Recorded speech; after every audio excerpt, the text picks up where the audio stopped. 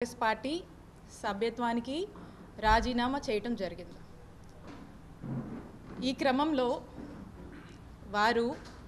వారి మాటల్లో వారికి మా వైఎస్ఆర్ కాంగ్రెస్ పార్టీలో అనుకున్నంత గౌరవం దక్కలేదని, అలాగే మా వైఎస్ఆర్ కాంగ్రెస్ పార్టీలో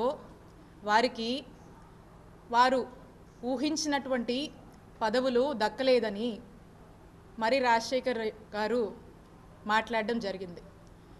దీని మీద మీ ద్వారా ఇక్కడున్నటువంటి ప్రజలకు ఒక స్పష్టత ఇద్దామని చెప్పి మరి ఈ రోజున మేము మాట్లాడడం జరుగుతూ ఉంది.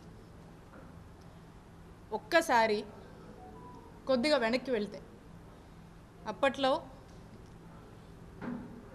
2004లో ఇక్కడ మరి రాజశేఖర్ గారికి కాంగ్రెస్ పార్టీలో టికెట్ రాకపోతే వారు ఇక్కడ ఇండిపెండెంట్గా నిలబడి పోటీ చేయడం జరిగింది. అప్పట్లో కాంగ్రెస్ పార్టీ తరఫున ఆ దివంగత మహానేత డాక్టర్ వైఎస్ రాజశేఖర్ రెడ్డి గారు చిలకలూరుపేటకి ఎన్నికల క్యాంపెయిన్కి వచ్చి కాంగ్రెస్ పార్టీ ఉన్నటువంటి హస్తం గుర్తుకు కాకుండా ఇక్కడ ఇండిపెండెంట్గా పోటీ చేస్తున్నటువంటి మరి రాజశేఖర్ గారికే ఓటేయమని ఇక్కడున్నటువంటి ప్రజల్ని ఆ దివంగత మహానేత వైఎస్ రాజశేఖర్ రెడ్డి గారు కోరడం జరిగింది. అప్పుడు ఆ ఎన్నికల్లో ఇండిపెండెంట్గా నిలబడ్డటువంటి మరి రాజశేఖర్ గారు 2004లో ఎమ్మెల్యేగా గెలిచారు. ఒక్కసారి ఆలోచన చేయండి.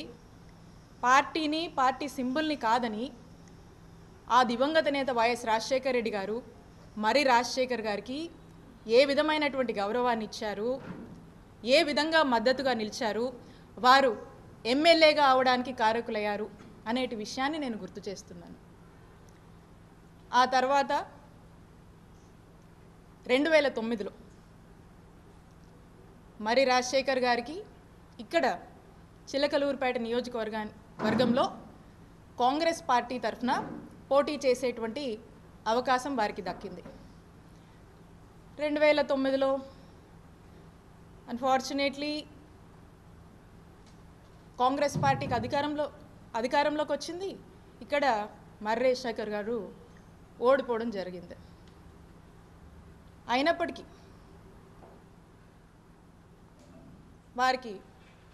వారి గౌరవానికి ఎక్కడ కూడా తగ్గింపు అనేది జరగలేదు. ఆ తర్వాత ఆ దివంగత మహానేత డాక్టర్ వైఎస్ రాజశేఖర్ రెడ్డి గారి మరణం తర్వాత మా నాయకుడు జగన్మోహన్ రెడ్డి గారు వైఎస్ఆర్ కాంగ్రెస్ పార్టీ పెట్టి మరి ఆ వైఎస్ఆర్ కాంగ్రెస్ పార్టీలోకి మరి రాజశేఖర్ గారు కూడా రావటము, తమతో జగన్మోహన్ రెడ్డి గారితో జర్నీ చేయటం జరిగింది. అప్పుడు కూడా మా నాయకుడు జగన్మోహన్ రెడ్డి గారు అప్పట్లోనే ఉమ్మడి గుంటూరు జిల్లాకు సంబంధించినటువంటి జిల్లా పార్టీ ప్రెసిడెంట్ బాధ్యతలు కూడా మరి రాజశేఖర్ గారికి ఇవ్వటం జరిగింది. ఎందుకంటే తమని నమ్ముకొని అడుగు వేశారు కాబట్టి వైఎస్ఆర్ కాంగ్రెస్ పార్టీ రాజశేఖర్ గారికి ఇచ్చినటువంటి గౌరవం అని గుర్తు చేస్తూ ఉన్నాను. అంటే ఒక్కసారి ఆలోచించండి. ఆ దివంగత మహానేత డాక్టర్ వైఎస్ రాజశేఖర్ రెడ్డి గారు కానీ, మా నాయకుడు జగన్మోహన్ రెడ్డి గారు కానీ అప్పటి నుంచి కూడా ఎటువంటి గౌరవం మరి రాజశేఖర్ గారికి ఇచ్చారు అనేటువంటి విషయం. ఆ తర్వాత 2014లో వైఎస్ఆర్ కాంగ్రెస్ పార్టీ తరఫున మన చిలకలూరుపేట నియోజకవర్గం నుంచి మరి రాజశేఖర్ గారు పోటీ చేసేటువంటి అవకాశం మా నాయకుడు జగన్మోహన్ రెడ్డి గారు ఇచ్చారు. అప్పుడు కూడా మరి రాజశేఖర్ గారు ఓడిపోయారు. ఆ తర్వాత ఓడిపోయినా కూడా ఏదైతే ఉమ్మడి గుంటూరు జిల్లా పార్టీ ప్రెసిడెంట్ పదవి ఉందో ఆ పదవిని జగన్మోహన్ రెడ్డి గారు మరి రాజశేఖర్కి కొనసాగించారు. 2019 ఇక 2019కి వస్తే అప్పుడు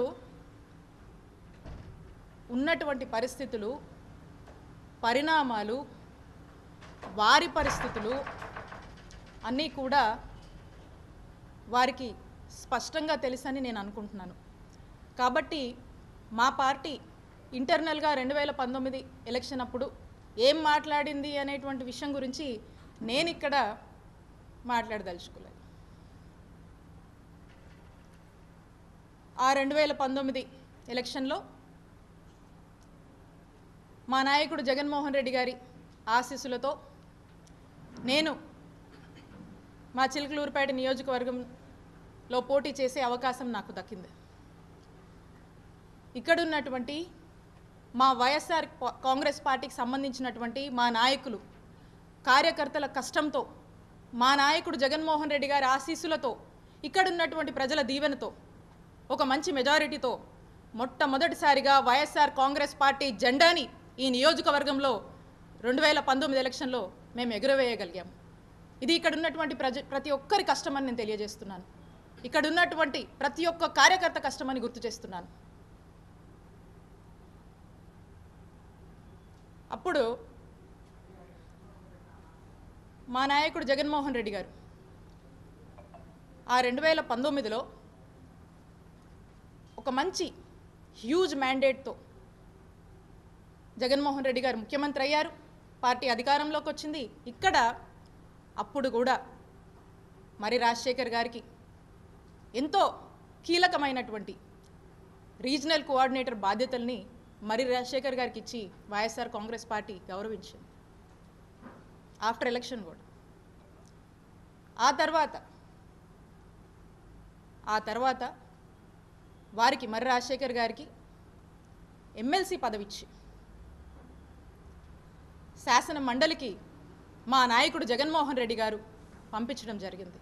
ఇది మరి రాజశేఖర్ గారికి మా నాయకుడు జగన్మోహన్ రెడ్డి గారు, మా వైఎస్ఆర్ కాంగ్రెస్ పార్టీ ఇచ్చినటువంటి గౌరవం అని గుర్తు చేస్తున్నాను. ఇక ఎమ్మెల్సీ విషయానికే వద్దాం.